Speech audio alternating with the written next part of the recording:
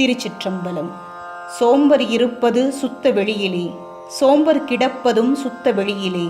சோம்பர் உணர்வு சுருதி முடிந்திட, சோம்பர் கண்டார் அச்சுருதி கண் தூக்கமே.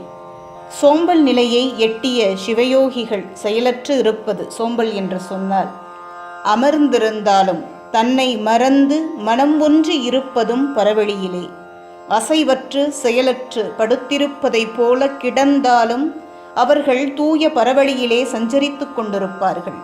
அவர்கள் உணர்வு ஒன்று இருப்பதும் வேதத்தின் முடிவாகிய அதற்கும் அப்பாற்பட்ட சிவபரம்பொருளிடத்திலே, சிவதத்துவமாகிய நாதாந்த நிலையிலேயே பேரின்பம் எய்தி யோகனித்திரை புரிந்திருப்பர் எனப் பாடுகிறார்.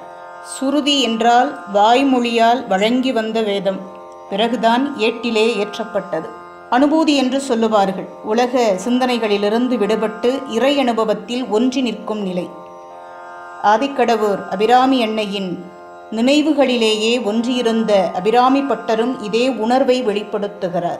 நின்றும் இருந்தும் கிடந்தும் நடந்தும் நினைப்பதுண்மை, என்றும் வணங்குவது உன் மலர்த்தாள், எழுதாமறையின் ஒன்றும் அரும்பொருளே அருளே, இமயத்து அன்றும் பிறந்தவளே அழியா முக்தி ஆனந்தமே.